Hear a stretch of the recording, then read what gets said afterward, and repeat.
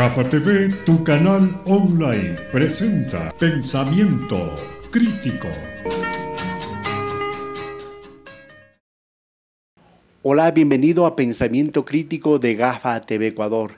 Este día vamos a conversar de un tema recurrente desde que yo tengo noticia del Seguro Social, de su crisis, de su realidad, de sus propuestas y de las ambiciones de otros sectores por desaparecerlo o privatizarlo.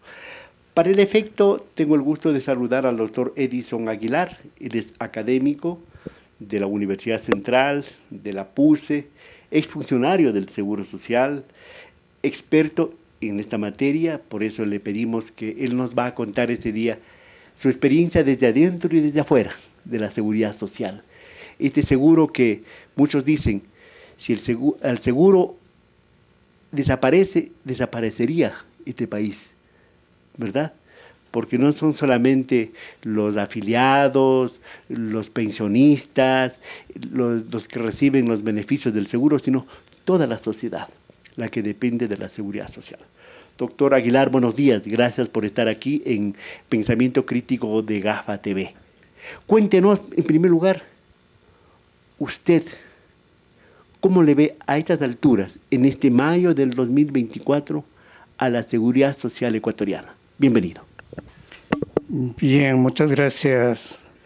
Esta conversación, de hecho, es muy importante tanto económicamente como políticamente el seguro social. Y como componente de la seguridad social, que es mucho más amplio, es aquello que hace una sociedad para proteger a su población frente a distintas contingencias y prepararlas para que esta población se mantenga en el tiempo. ¿Cómo le veo? Yo le veo como una batalla más de las muchas que se ha librado en torno a qué hacer con el seguro social, cómo protegerlo frente a las ambiciones del capital financiero en general, de los banqueros, de los aseguradores privados. Entonces, de hecho, hay un discurso que se ha ido construyendo de a poco, del cual se sirven mucho los medios de comunicación masivos y grandes, que nos dicen que está próximo a quebrar, que ya mismo no hay plata para nada. Entonces, lo que han hecho es llevarle a una situación de crisis, porque son ellos los que han estado en la dirección, en el gobierno institucional, y entonces nos dicen que la única solución es aquello que ya conocemos como una receta que viene desde hace 40 años, cuando se presentaron las primeras propuestas de reforma. Y eso quiere decir aumentar los aportes, aumentar la edad de aportes. Eso quiere decir que la propuesta de jubilarse ya no a los 60 años y 30 años de aportes, sino a los 70, y serán 50 años de aportes. Doctor Aguilar, antes de ir a esos puntos precisos, usted dice que se va preparando el terreno, eso me da la idea, y que hay grandes cajas de resonancia en los grandes medios de comunicación. Pero ahora mismo, ¿cómo está el seguro? Tampoco vamos a decir que el seguro social está en bonanza, que el seguro social está, pero en perfectas condiciones. ¿Cuál es la situación para entender cómo está el seguro social y luego para entender también y digerir por qué esos sectores interesados lo ponen al seguro social como en estado de coma para hacer lo que piensan hacer? ¿Cómo nos presentan al seguro social? Por ejemplo, usted que ha estado adentro, ¿cómo le veía antes al seguro social y cómo le ve ahora? Siempre en conflicto, porque, como digo, siendo los ahorros internos más importantes, más grandes del país, producto del trabajo de los trabajadores que aportan, de hecho, siempre ha habido ambiciones de todo, por el seguro de pensiones, por el seguro de salud, y ha sido la puerta abierta. Usted recordará, se ha utilizado como caja chica, se ha utilizado para organizar un partido, como en el caso de hace pocos años, ¿no es cierto? Entonces, siempre se ha planteado de esa manera. Se ha planteado una relación muy especial, muy conflictiva con la atención médica privada, por ejemplo. Se han construido hospitales de una manera totalmente inconsulta. ¿Qué municipio no ha recibido del Seguro Social el aporte, la contribución para hacer, sea el Coliseo, sea lo que fuera? Y así hay un montón de... Hay también donaciones que se ha hecho de las propiedades del Seguro Social a intereses privados. Se han hecho algunos informes actuariales, ¿verdad? Pero no se sabe a ciencia cierta qué nomás tiene el Seguro Social, dueño de qué nomás es el Seguro Social. ¿Por qué esos informes no han llegado a determinar la verdadera deuda que tiene el Estado con la seguridad social y la deuda que tiene el sector privado con la seguridad social? ¿Por qué hay varias cifras? ¿Por qué se escamotea o se oculta la realidad del Seguro Social? Y han estado ahí también participando, no sé si dirigentes sindicales, dirigentes laborales, dirigentes de afiliados, y no se ha transparentado la información. Sí, de hecho, lo que hay que tomar en cuenta es que las comisiones, los estudios actuariales, parten de una manera de conceptualizar sobre lo que van a informar. Y eso, por ejemplo, le voy a poner un ejemplo que es muy actual. Nos hablan de que el seguro de pensiones es un seguro de reparto. ¿Qué quiere decir reparto? Que los ingresos deben alcanzar para pagar las pensiones de los jubilados. Entonces, obviamente se requiere que haya un mayor número de aportantes por cada uno de los jubilados. La proporción 5:1, 6:1, lo que fuera. Pero lo que no se dice es que esa es una media verdad del seguro de pensiones. Entonces, si yo digo que el seguro de pensiones es de reparto, esa explicación de que hay un menor número de aportantes y un mayor número de jubilados, de hecho, me dice que un momento no va a alcanzar el dinero. Pero cuando la otra media verdad está oculta, quiere decir que el seguro de pensiones no solo es de reparto, es un seguro que obligatoriamente debe capitalizar, debe invertir, debe formar un fondo que alcance, independientemente o a pesar de la edad y el número de aportantes, que alcance para financiar las pensiones de los jubilados. Y entonces lo que deberíamos revisar y lo que debería ser un estudio actuarial es cómo se ha movido el asunto de inversiones en este país. Porque mientras el Seguro Social siga siendo la caja chica, siga siendo el centro del clientelismo político, siga siendo el que compra obligadamente los bonos del Estado, ¿verdad?, a través del BIES ahora. Por ejemplo, hace poco se aprobó una ley que el gobierno lo vetó en la Asamblea Nacional, por ejemplo, para cambiar el asunto del Consejo Superior, de los integrantes, de los vocales, para que no sea dominado por los empresarios y por el gobierno, ¿no es cierto?, y tenga un poco de prevalencia el sector laboral. Ahora hay una propuesta, ya lo anticipó usted, del doctor Peña, el actual presidente del Consejo, de subir la edad para jubilarse, de subir el aporte para mejorar hipotéticamente las jubilaciones. ¿Hasta dónde eso es tan cierto y es tan posible? En este país por lo que se ve. De hecho, lo que interesa es llevar adelante el interés privado. Se han hecho consultas desde Sixto Durán Ballén, por ejemplo, las últimas consultas acá, que nos están diciendo que no, la población en general no quiere llegar a la privatización del IES. Y, sin embargo, se insiste. Hubo comisiones, como hace 40 años también hubo otra comisión.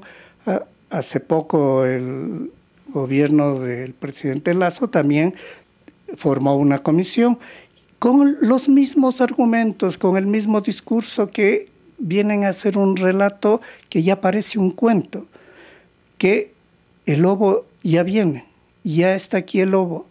Y lo que sucede es que por encima de esa voluntad popular expresada, se quiere hacer el interés privado. Porque, ¿qué significa elevar los años para jubilarse? Significa que las personas, si empieza a los 20 años su trabajo, va a tener que aportar durante 50 años. Eso quiere decir que van a ingresar mayores recursos, pero como ellos están empeñados en que esos recursos pasen a las aseguradoras privadas, siguen haciendo mecanismos para que se declare esa posibilidad. Libre elección del asegurado, cuentas individuales y una serie de artificios que procuran eso. Entonces, lo que está clarísimo es que no van a descansar. Por ventaja, los trabajadores, tanto los que están asegurados como los que no están asegurados, seguirán expresándose y seguirán luchando porque esto no suceda. Entonces, lo que se debe recuperar, lo que se debe lograr es la autonomía en el gobierno institucional, autonomía para invertir, autonomía para administrarse, porque es la única manera. Con esa autonomía probablemente hasta se podrían conseguir estudios actuariales más reales. Doctor Aguilar, hay una cosa innegable. La población en el Ecuador y en el mundo ha envejecido. Incluso el número de jóvenes ha disminuido por la dinámica y por la tendencia que tiene la juventud ahora, ¿sí? A eso hay que agregarle el asunto de la tecnología, ¿sí? Que la tecnología incluso va cortando fuentes de trabajo, va interviniendo en el asunto laboral.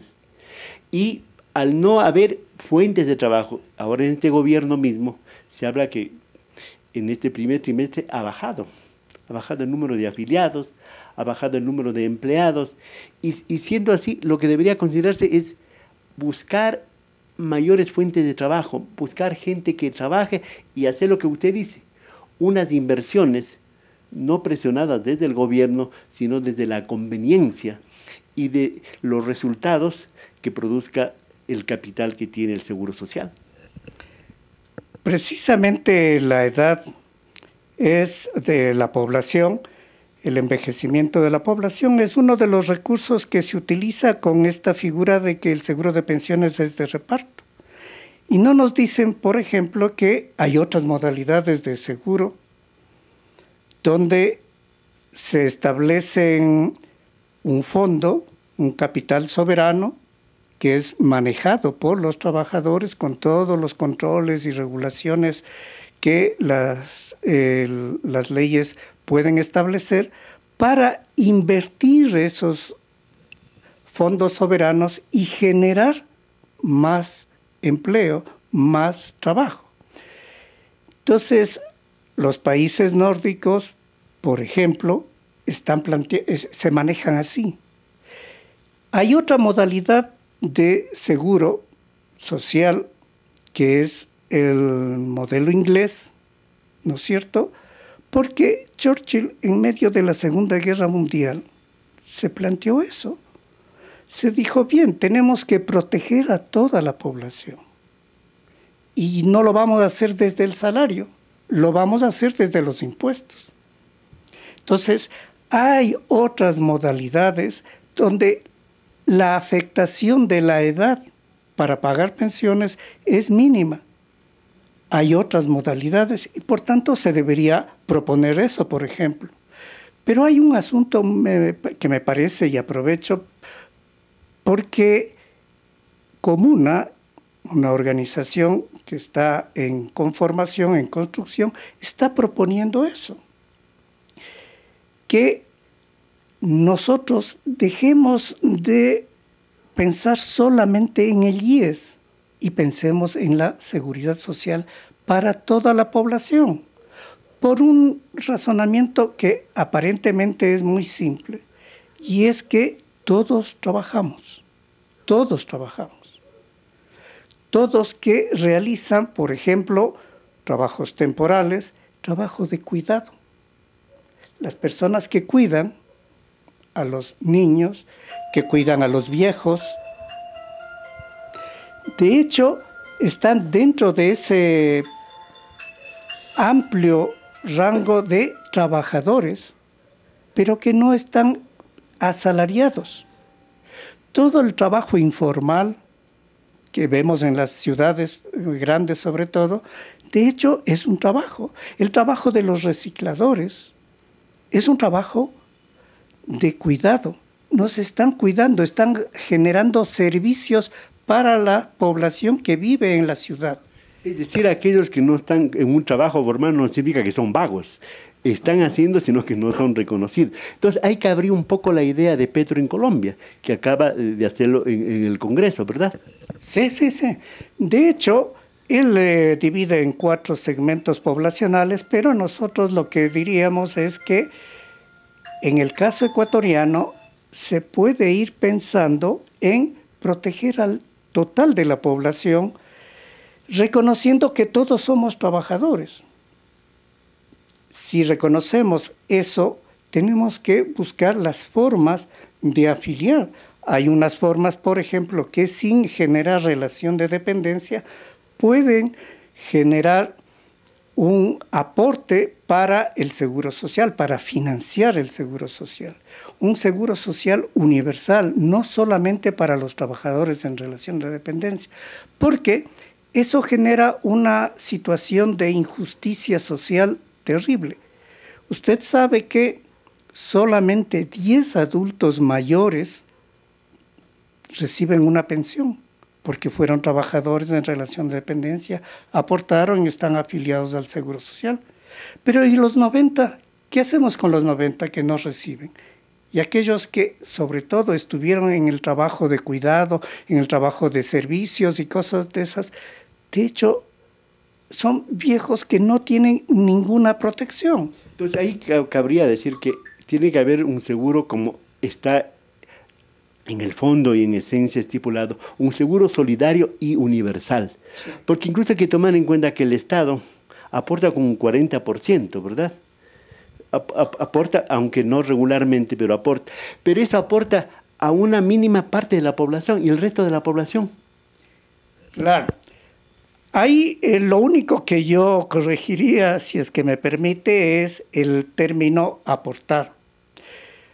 Aportar es cuando nosotros financiamos algo previamente a que esto suceda, ¿no es cierto? Financiamos un proyecto, una propuesta, un negocio, un seguro.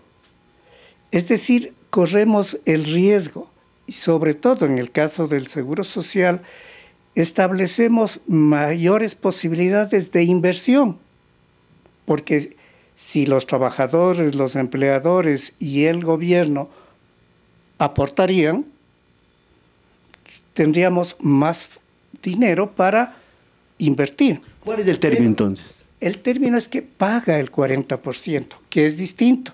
Pasó todo el proceso y al final paga el 40%, y es un pago de una injusticia completa, como usted lo describe, porque se paga solamente a un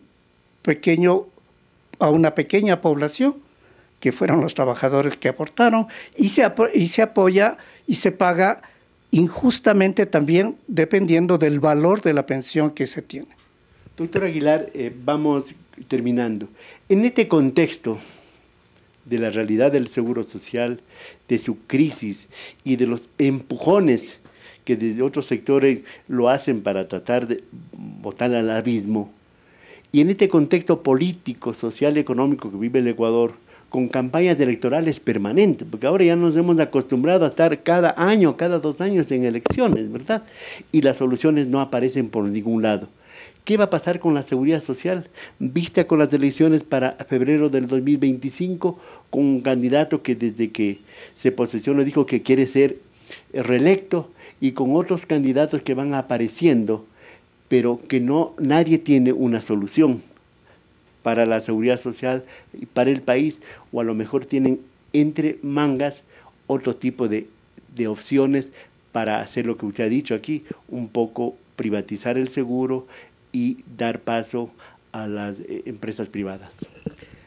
A mí me parece que los movimientos sociales, los sindicatos, los trabajadores afiliados, los asegurados y el resto de la población deberíamos poner en común que todos necesitamos seguridad social y que se tiene que extender el seguro social a toda la población, porque esa es la mejor manera de proteger el seguro actual. Y para eso, de hecho, tenemos que oponernos a todos esos intentos de privatización, de sacar el mayor beneficio al sector privado desde los ahorros de los trabajadores. Entonces, hay que tener claro quiénes proponen eso, por qué lo proponen, para qué lo proponen, y es la única manera, y movilizarse, y no solo denunciar, sino movilizarnos y oponernos a ese tipo de propuestas. Muchísimas gracias al doctor Edison Aguilar. Es un académico universitario, es un investigador de la realidad social, laboral y del seguro social, sobre todo de nuestro país, por haber comparecido aquí en Pensamiento Crítico para hablarnos brevemente sobre esto de la seguridad social y las inquietudes y preocupaciones que tenemos los ecuatorianos. ¿Usted quiere decir brevemente alguna cosa? Sí, no, solamente aclarar que básicamente ahora estoy jubilado, no estoy ejerciendo la docencia ni cosa por el estilo. Como todo jubilado, eso fue pasado. Correcto, pero hemos tratado de recuperar su pensamiento en el sentido de que él era un actor interno del Seguro Social y un investigador externo de lo que pasa en esta instancia del país. Señoras y señores, hasta aquí Pensamiento Crítico por GAFA TV, este día hablando de los temas importantes y que más nos interesa y nos preocupa a los ecuatorianos. Hasta pronto.